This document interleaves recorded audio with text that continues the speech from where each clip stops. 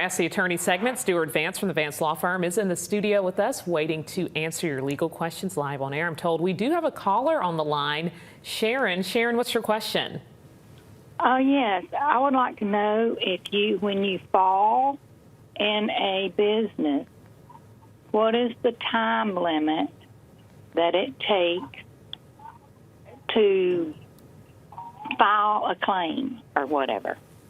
Well, that's a great question, Sharon, and let's break that down. When you file a claim or whatever, the statute of limitations for any type of injury claim in the state of Alabama is 2 years from the date of the injury. So the date of the fall is 2 years from then. Something must be filed in the court of jurisdictions proper in the state of Alabama if ever it's going to be filed. Now, my thought is always file something sooner than later, and you mentioned claim.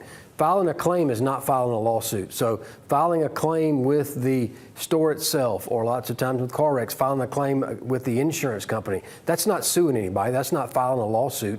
That's just filing a claim. And so you can do that the same day. I mean, if you're there and the management of the store comes out and they check on you, that might be a good time to file a claim if you feel that you are really injured. If you just slipped and sometimes somebody's embarrassed, I tripped and fell and I got up and I'm good. Make sure you're good, because I hear that a lot, and then they get home and the next day, oh my gosh, my knee that I hit the concrete on is bothering me and it's swollen. And so you can file a claim the same day. You can file it anytime after that.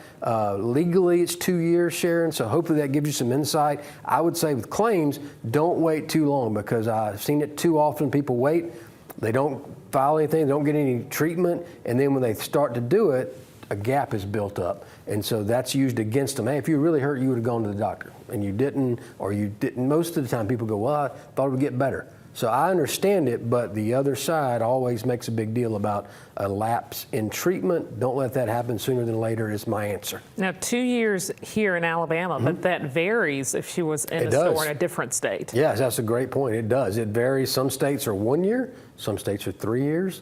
It just depends on the state that you're in. So if it happened to you, that's why sooner is better than later, because if you happen to be in one of those 1 year states, I'm going to confuse it even more, Jasmine, because if it involves a municipality, say a police car, and we've had cases where a police car not chasing anybody, ran a red light, hit somebody.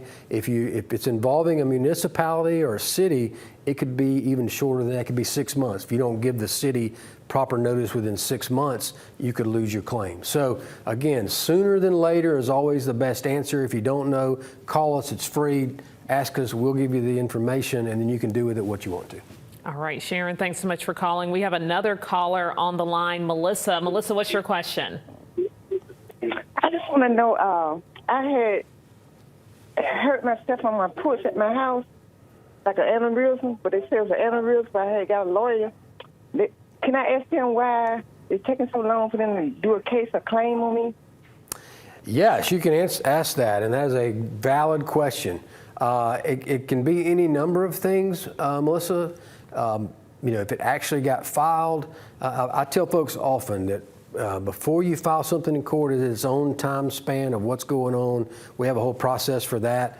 And if it takes too long, the only recourse legally we have is to file something in court. Now, when you file something in court, it takes on a whole life of itself, because now you're at the sort of the mercy of the court system. The courts. Yeah, and the court, they run at their own space. That's right. Some judges push their cases quicker than others, and some let them linger. So it depends on where it's filed, how it's filed. But that's a fair question. If I would say if it's been, with a typical, what we try to do is as soon as you're through with your treatment, we try to get all the bills and records together, send them to the insurance company with the demand to try to resolve it without having to go to court.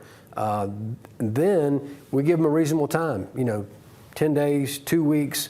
If they start negotiating, it could take several months. Now, if it's been longer than that, I would say call the lawyer and ask the question. I don't mind folks calling our office asking questions. We try to have a process where they're hearing from someone, their case manager, their attorney, at least every 30 days. And we try to make sure 2 folks from our office are calling each month. So people should be getting updates.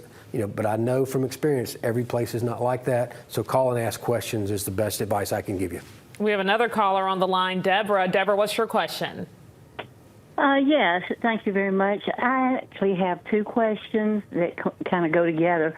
One is, if you're in an auto accident, and is it wise to file for the familia through the employment so that you don't lose your job?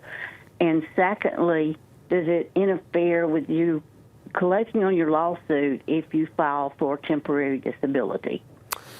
Those are great questions, Deborah. You can, yes, always staying in touch with your employer is key. However, Alabama is an employment at will state, so there's no guarantee if you're out, if you go to the doctor and they say you should stay off work for 2 weeks because of your injury, you better check with your employer, because if you just don't tell anybody and you think I'm going to show up in 2 weeks with my doctor's excuse, you may not have a job when you get there. That's just the way Alabama operates. For your other question, yeah, it doesn't affect it whether it's a disability, whether it's whatever benefits you're receiving from the federal government. The answer is they have a right to get a portion of their money back, depending on the situation. So depending on how much the settlement is, what it's for, what it says in the release or in the judgment from the court, they then may have a right to get some or most of their money back. Sometimes they don't have a right to get any of it back. But those are areas that you really need some help with, because folks don't deal with that every day. We do, so that's an issue that is called subrogation. It happens also with health insurance companies. Blue Cross, they have a right to get some of their money back. I had a call recently where a young woman was driving for work. She operated a vehicle for work. She was in a wreck. So it's a comp case because she was on the job, but there's also a third party case against the car that caused the accident.